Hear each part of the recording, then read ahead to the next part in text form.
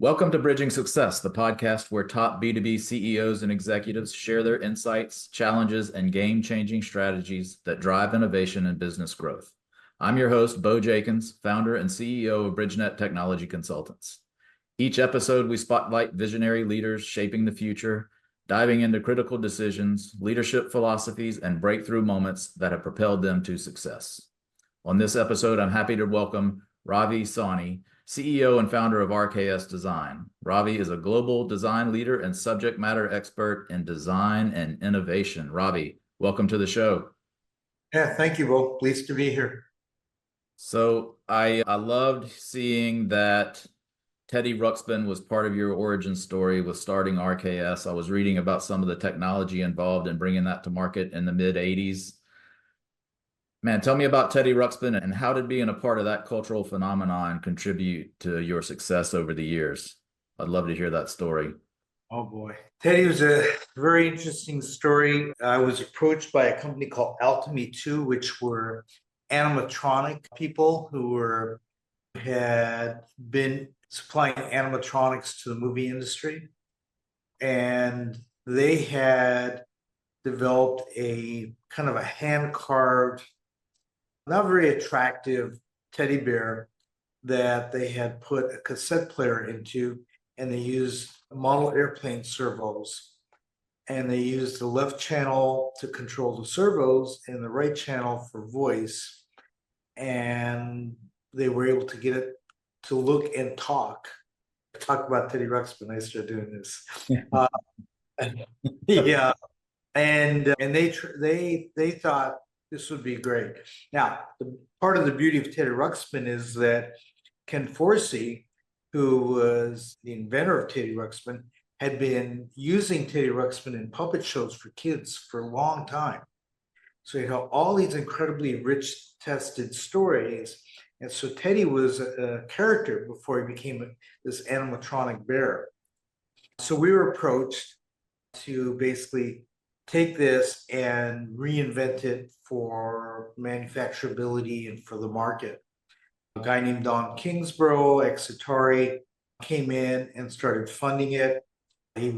We started, I think, before Don actually was formally engaged and built Worlds of Wonder. And I basically was part of a team of 3 groups. So they had one group, which was mine, to do the body, which meant all the electronics, another group to do all of the head animatronics, and then another group that was just to fill in. The pace was so intense, the other 2 groups just dropped out. So my group ended up designing all of the head, all of the animatronics, all of the body parts, all of the components go inside of it.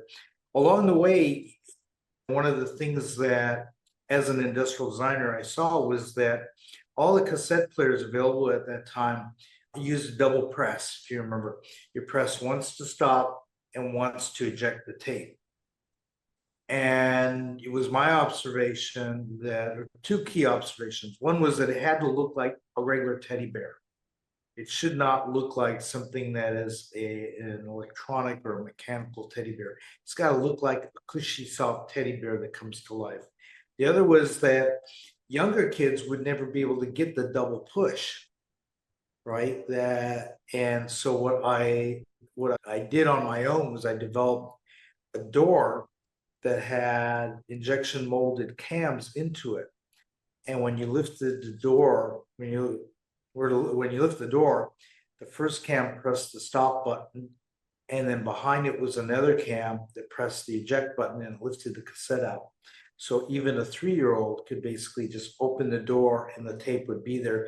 They could flip it around, put a different tape in, close the door. When you close the door, press play. So those were the 2 changes I made, aside from basically shaping the body, shaping the head foams, doing everything so it would be this cuddly teddy bear. And then we proposed that you could have an end cap at Toys R Us that Teddy would be at, and which went all the way through the execution. And would just sit there with a motion sensor. When people walked by, Teddy would open his eyes and say, "Hi, I'm Teddy Ruxpin." And people would just drop their jaws and just fall in love with the talking teddy bear. So it became quite a phenomenon that year. It was intense. I've never worked so hard in my life as we did on that project. It was 16-hour days, 7 days a week for months on end. It was so incredibly exhausting, but we pulled it off. And they still make Teddy Ruxpins in a different manifestation than what we did today. Here we are 30 years later, whatever. 30 years, 4 years, I don't know. 40, yeah. That was 1985. So yeah, it's a while ago. 40 years later, they're still making Ruxpins. How did that launch your career into design and innovation, and how did that shape what is RKS Designs today? That again is an interesting question. I wouldn't say that Teddy Ruxpin shaped RKS because I was at a crossroads at that point, and we continued to do work for Alchemy and Worlds of Wonder. But I had bigger ambitions than being just targeted and locked into toy design. Coming out of Xerox in the 70s, I was into the technology and everything else, but mostly I was into human-centered design coming out of Xerox. So I worked with almost 30 psychologists on the first touchscreen interface. That shaped where RKS is more than Teddy Ruxpin. Teddy Ruxpin was a huge point of credibility. And we had people approaching us, including Mattel, to do toy work and others. And I made a decision at that point that I wanted to do other things than only toys. We like doing toys, but we do a lot of different things. It was, I don't know.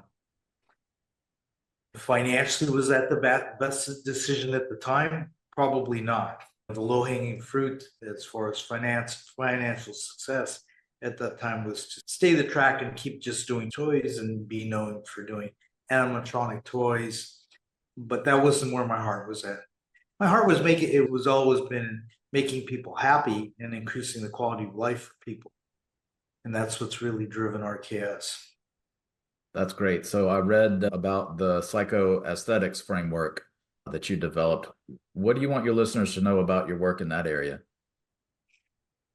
Psychoaesthetics is probably my legacy project as a designer because it is a full human-centered design thinking methodology that anyone can pick up and use. We may use it if it's a car analogy, we may drive it in fifth or sixth gear, and someone who just starts with it may drive it in first gear. But it is a way to understand your market. It is a way to design viral experiences so that you can propel your product or service. It's got universal application. We use it on branding. We use it on business innovation. We use it, of course, in product design and development. It allows you to really mitigate the risks, I would say, associated with doing anything new and innovative that you're going to bring to the market. And in order to mitigate the risks, you have to really insight and understand the people. You have to be able to map the competitive landscape, the branding, the personas. One of the key things that I developed was the psychoaesthetic map, which maps levels of interactivity and self-actualization. And we combine that with a suite of tools, but we also heavily relied on Joseph Campbell's The Hero's Journey and understanding how to use design and interaction to move people along the journey so that they adopt a new idea, adopt a new product, adopt a new service, and then have successful moments of truth. And that leads to them feeling good about themselves and in many cases going viral and posting about it. One of the things coming out of Xerox that I wrote for the firm in 1982 was that it's not how you feel about a design or experience, it's how it makes you feel about yourself. We all know Maya Angelou said, people will forget what you said, people will forget what you did, they'll never forget how you made them feel. It is the same level of self-affirmation that we all look for from others and our interactions in life that we just tap into in the design process to create that. I'm really enjoying the success of my decisions or my hard work or the money I spent. My simplest example of that is the can opener we did for Xylus.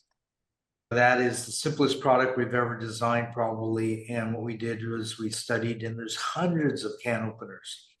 And we had an epiphany and studying and watching people open cans and doing it ourselves and really thinking about it. And we said, why is it that you need to puncture the can and you need to rotate the knob or the levers, but you have to keep pretty good control over how much pressure you put on the levers, the handles.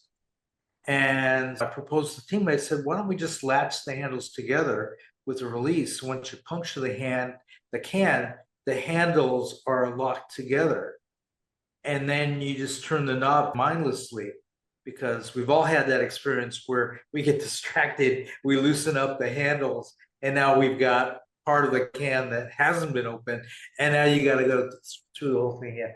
And that small observation about user experience and human interactivity has led to phenomenal success. And that camper has almost 40,000 reviews on Amazon, right? And I don't write reviews on Amazon. To be so happy with your can opener that you would actually write about it is an indication of understanding. And Cyclo-6 is really comprehensive. It could almost be intimidating, but it's like anything. If you use it on a very basic level, you just scratch the surface of it, all your audience would benefit from it. So take me through, you mentioned the gears that you could drive it in. For the business leaders and CEOs out there listening to this, take me through first gear and how to get started with it and put it into practice. It sounds like it's an emotional design type of, how do you play on the emotions that are involved in the product, maybe? Well, first gear I would say would be cyclostatic mapping, which would be just mapping the competitive landscape. If you look at the X and Y axis, we're playing levels of interactivity against levels of self-actualization. If you look at it this way, low levels of self-actualization and interactivity are paperclip. Designed, engineered, does its job perfectly, consistently. We don't even think about it when we use it. If we add levels of interactivity to the far, we would say a skip loader. It's got eyes, feet, sight, sound, everything going on, but it's not necessarily self-actualizing to the operator. It might be to you or I, Bo, if the first time we got in one and we were able to go tear down a house, we'd be excited about it. But for the operator, it's just a tool. It's a very complex tool. On the other side, we say what would be low interactivity and high self-actualization would be the Mona Lisa. You don't get to touch it, you don't get to smell it, you don't get to interact with it, you just get to look at it. But it's so self-actualizing that you remember seeing it like it was yesterday for the rest of your life. And that's that extreme. And then if we say, what is the combination of high self-actualization and high interactivity? An example, it's different for everyone in every case, would be a sports car. The look of the car, the performance of the car, how it changes someone's persona when they're in that car, right? And so that basically forms 4 quadrants, and each quadrant could be rich and successful. It's how much do you move in that quadrant. So what we do is that we work as a team and we qualitatively place and debate where each of the competitive products would go. That would be the very first level. And it's also interesting that it's a great team building exercise. And having been in design now for 50 years, I can't tell you how many meetings that used to happen where everyone would leave the room in agreement, but in their mind they were agreeing to different things. When you visualize it, everybody syncs up. And in the global market, it especially is good because it's visual. It bridges language and it bridges disciplines. At the C level, when we did the global design language for life technologies, went from a 5 billion market cap to an exit of, I forgot, it was about 15 billion, give or take a billion, a rounding error. That we had interviewed the CEO, CTO, and CMO, but within 2 hours, we showed them the psychostatic mapping, we showed them personas, and we showed them options for design languages that fit into what we identified as the white space. So by mapping, then you can collectively say, where's the white space? The next level is when you start mapping personas. So as we develop the personas, and then in their role is, in the case of life technologies, we looked at chief scientists, CEOs, technicians, the whole suite, and you start to see how you can map how they feel about where these products would be. And when we started, we thought it was about needs and speeds, but in fact, they were thinking about what they were doing was going to increase the quality of life for people on the planet. And they were looking for something that was a trophy of scientific success to affect people. So that moved them into the upper right. And so what we did was we placed them in the upper right. And what we found over time is that really creates the opportunity zone. So you're looking, making sure that you're not overlapping offerings that are already there, right? And you're looking for how much do you have to move your products either on the self-actualization scale or the interactivity scale to really nail the market. Because people are looking for advancement always. That's a human condition. Always looking to be something more today than we were yesterday. We do that in products, we do that in our life, we do that just continuously. So it really is, I laugh because I say, I probably should have taken a lot more psychology classes instead of just being this observationist person. But I've picked it up over the years. And I started to look at design as a tool to affect the psyche of people. And I think what's key to the listeners is that your challenge is that how do you motivate someone to do something new for themselves that they might otherwise not do? That's great. I love that. I love that. I heard you say a quadrant, right? And we had a paperclip, the Mona Lisa, a sports car, and an excavator. Did I get that right? Yeah. All right, great. So let's cut to a different angle here for a minute and talk about let's bring Teddy Ruxpin to the 21st century and talk about what customer expectations and what technology changes are doing to deliver cutting edge solutions, and how does RKS stay ahead of that curve? How do you engage the team to always be innovating and creating new things and staying on top of all those changes? It's interesting that if you look at RKS's portfolio of work, you don't see what's called a house style.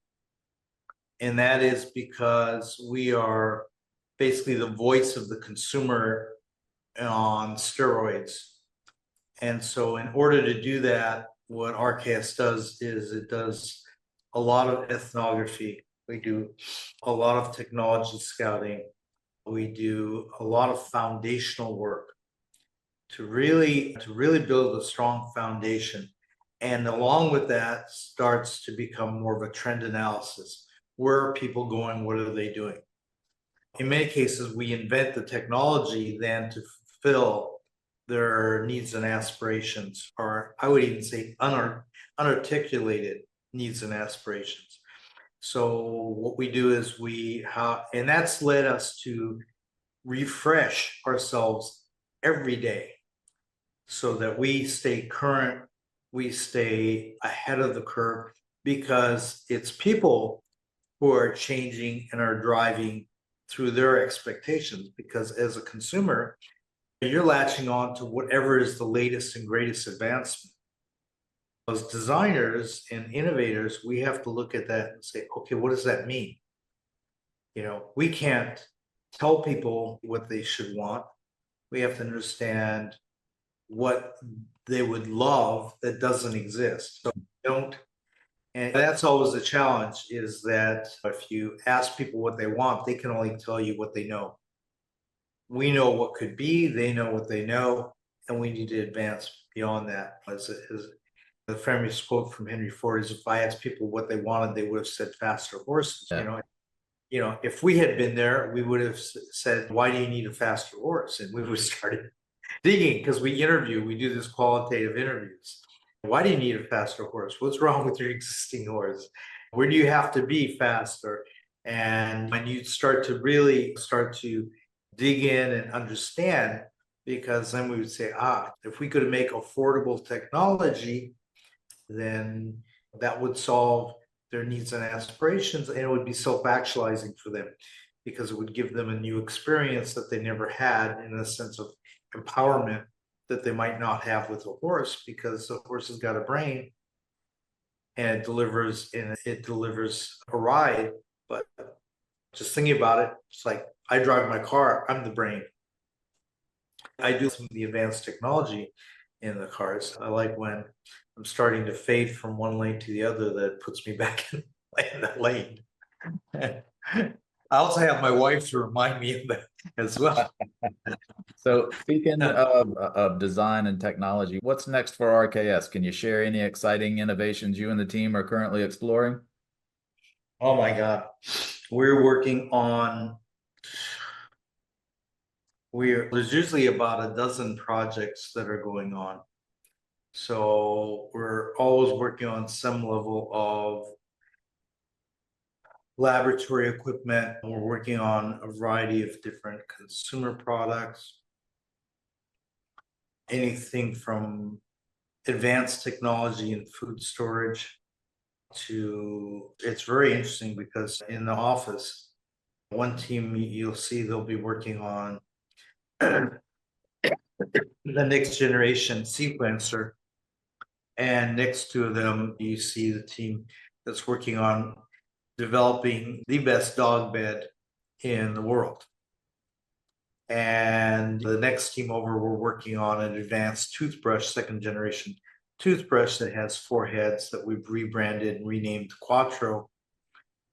And then we're working on just in the process of an M&A with a company we created and called Loan Gifting. Loan Gifting merged, and I renamed it Finita, all about student debt reduction. And now we're doing a merger with another group, and we're going to take it into an AI solution for student debt reduction. So we've incubated companies using psychosthetics. The whole idea of how to solve the student debt crisis came out of a psychosthetic exercise. It's there's just a wide variety from business innovation, and talking to someone who's a congressman now, who's running for Senate. And now we're talking about how can we use human-centered design thinking through psychosthetics to really understand what people truly want out of a politician. Why would they really attach themselves to that person, almost like a product, and make it viral? So it's interesting times, very interesting times. Really neat stuff. From a toothbrush to dog beds to student loan forgiveness, it's amazing the spectrum there. I was reading an article about Mattel and them trying to develop or input AI into the Barbie doll so that they can actually remember a conversation and have a story to go along with the kid that buys the Barbie doll. Knowing the past with Teddy Ruxpin, I was really hoping you'd have Mattel in there somewhere. But yeah, and we'll see if that's a good application. Teddy was beautiful and is beautiful because it's passive until you do something to bring it to life. All right, that's another part of the human condition. We just love humanizing things. Our pets are great examples. We look for the traits. Every day we look for the traits in our dog that are our dogs that are human. One's mostly husky and he talks. My wife she's got his words that he can that he can say. And but do you really want that in everything? Do I really want my doorknob to say, "Welcome back, Ravi"? I don't. Welcome home. I don't know. Yeah, I don't. But people are going to test the boundaries, and but AI is not for everything everywhere. But who knows? Who knew that it would be this powerful, this fast? It is making some changes, rapid changes, that's for sure. Rapid adoption, and I'm keeping my ear to the track on it and trying to keep up. Just to try and wrap it up and put a bow on it, Ravi, what's one key takeaway or piece of advice you'd like to share with the listening audience about pursuing innovation and excellence in design? Well, of course, I would say take a look at psychoaesthetics, because that can be a toolkit that will make you be more effective, will move you along faster. It's foundational work. They're living documents. You update them, can help you navigate the difficulty. Again, the challenge is, how do you get someone to adopt something new, and understanding about what does it really mean to be human-centered? Because at the end of the day, we're all making decisions, and it's not just about emotion. It's about emotion and cognition and self-actualization and interactivity. And when you nail all of those, then you create success. So it's really understanding that it's a global economy. There's a lot of smart people out there. There's a lot of people who are really pushing the envelopes. Sometimes they do it in ways that they're a solution looking for a problem, and other people are really nailing it. But sometimes you don't have to do a lot to make people's lives better, and to move the needle and create a company, or expand your company, or sustain your current company. It could be as simple as a locking handle on a can opener. That's right. So if Simple as the millions and millions of can openers that people buy because the handles lock together. So if our listeners want to learn more about psychoaesthetics or look more into RKS designs and stay updated on your latest projects and development, how do they do that? LinkedIn, I'm on LinkedIn. RKS Designs on LinkedIn. We post fairly often. We do have a mail list. We put out case studies, how we did things fairly often. Psychoaesthetics 2.0 is available on Amazon, and so they can either get it through Kindle, or they can get a hard copy. I've really made it affordable. We really just sell it at a break even, because it's really about the rising tide floats all boats type of approach. And that if we can increase the quality of design and innovation for everyone, it's just a better world. Psychoaesthetics 2.0 is on Amazon and Kindle. The website RKS Design is really becoming very robust, very much loaded with quality information about how things are done. And then of course through LinkedIn, and then I get a ton of emails, but my email's easy. It's ravi@rksdesign.com. Great, Ravi. Thanks so much for being on today. I really enjoyed talking to you, and best of luck. Thanks, Bill. Bye-bye.